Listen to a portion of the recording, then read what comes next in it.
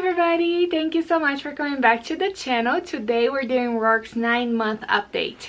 So Roark, say hi. Say hi. Say hi. Hi. He's a little bit sleepy. He's about ready for his first nap of the day, but I wanted to have him in the video in the beginning, and then I'll probably put him to sleep and come back to finish the video. But as you can see, he is so big right now. He has grown a whole bunch. I'll just give you a shot.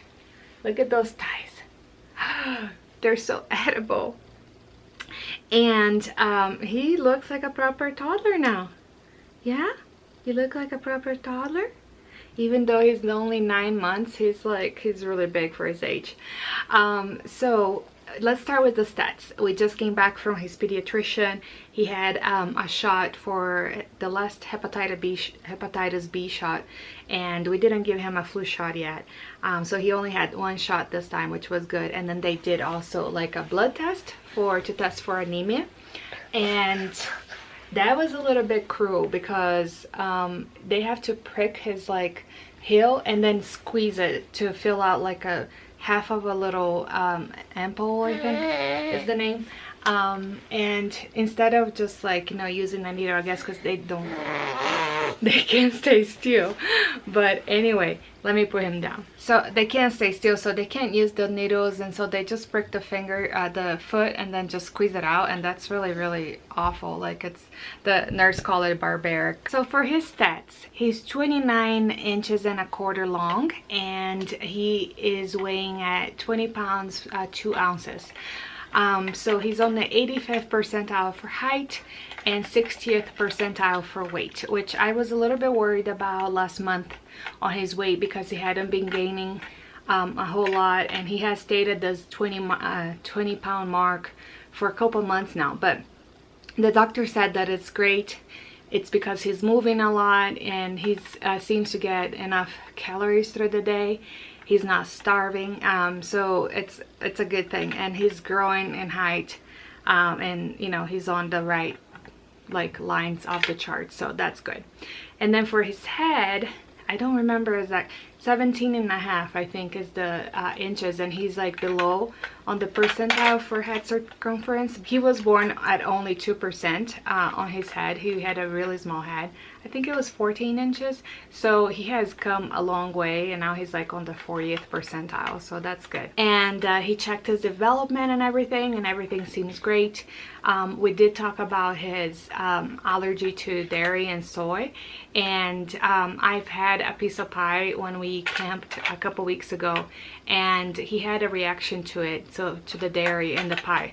So I talked to the pediatrician about that, and he wants me to actually introduce cheese and yogurt to his own diet, to kind of get him used to the dairy. So we'll do that eventually. I don't want to do it now because we're leaving on a 10-day trip, and I don't want him to have a bad reaction while we're on the road. But other than that, he has tried every single food that there is out there, other than shellfish. He has tried meats, pork, chicken. He has tried all kinds of vegetables and fruit. He does really well with solid foods now. And we're doing a combination of pureed and self-weaning or baby-led weaning, and so he can do real small chunks. He only has 2 teeth in the bottom so far, so he doesn't have you want to go down? So he doesn't have the ability to chew on very hard things, but he does chew on chicken and other vegetables that I cook past the point that my husband and I would eat. We like our stuff crunchy, but for him we kind of cook it into it's kind of mushy. All right, so real quick for his development, he is crawling everywhere and really fast, proper crawl, and he does stand up on things right now, and he can actually walk around furniture, and he reaches for a lot of things. He just went to reach for the tripod. He's really strong with his hands and pincer strength. He can actually pull things little toys, little cubes out of the toys. and he does reach for everything, so I need to be very careful. He opens doors now, he climbs up the stairs, he can climb on any piece of furniture right now. He doesn't climb over it, he just, like, you know, pulls himself up, and he does that on his crib as well. What else is he doing? Oh, he responds to his name now, and he also like lifts his hands to like come up, and he like will grunt if I don't pick him up right away. He says mama and dada now. Mama he started a few months ago, and dada he started this month. So he does really well. Like he recognizes us, and when my husband comes home from work, he usually crawls really fast to him and then pulls on his pants to get him, like, to pick him up. It's so cute. It's really cute. He started clicking his tongue, so he, you know, started doing like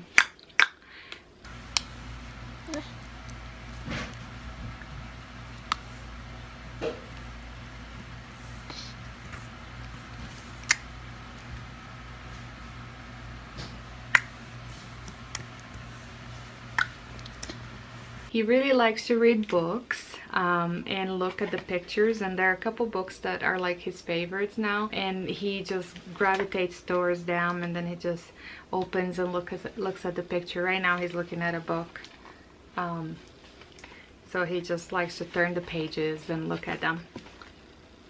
He's doing really well for his naps. So he's taking about an hour and a half nap a couple times a day, usually a couple hours after he wakes up, and then a couple hours after that, after he has lunch, and then he will stay up until his bedtime.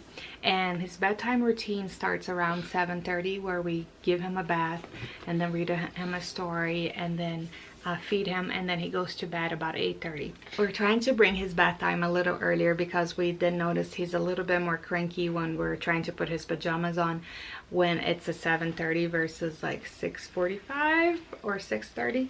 So we're trying to give him the bath earlier and then do the bedtime routine closer to 8:30. And we've consulted with the pediatrician because he's still not sleeping through the night, and we wanted to make sure that he was getting enough calories because he's waking up like at 10, at 12, and then at 2 o'clock in the morning, and then he wakes up at 6:30 or 7. And so we wanted to make sure that he was getting enough calories before trying to cut down a feed. And so when we come back from vacation, we're gonna try to cut the 2 o'clock feed, which I've been noticing now that actually he always woke up at 12 and 2, and I thought that he was waking up more times after 2, but it's because he's actually not going back to sleep at 2. Like, and in the past couple nights that was kind of obvious to us because we've been paying more attention. He feeds and then he goes back to sleep, but he doesn't stay asleep. He just keeps waking up every like few minutes, and then he cries and he wants to feed again. So we are gonna try to cut that 2 o'clock one out, and my husband is gonna be the one to do it because I'm too soft to do that. I just can't bear to hear him cry for like over 15 minutes. And the doctor kind of said, like, he told us like one of his patients, you know, the longest that they ever had to do it for was 4 hours. I'm like, 4 hours to let your child cry for 4 hours? I can't do that. And so the doctor said, yeah, I had to do that with all my 5 kids because my wife was too soft. So I think my husband is gonna be the one doing that. He waves now, and he waves to say hi to somebody, but he also waves to like when he wants something. So he would do like this, like give it to me. And he does that pretty often. He does smile very easily at strangers now. However, he does not like his pediatrician. Every time the pediatrician comes on the room, he just like starts screaming bloody murder. It's like really funny. But I guess it can be expected, right?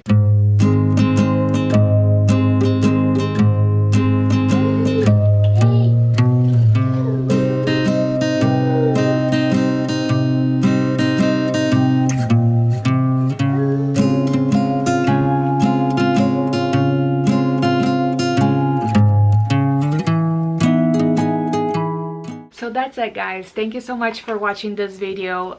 It was a very quick update, I hope, because there's not that many things to talk about, but I wanted these videos to get shorter eventually, so I hope that they're getting a little bit shorter. Thank you so much for watching. Have a great day. Subscribe if you haven't yet, and I'll see you next time. Bye.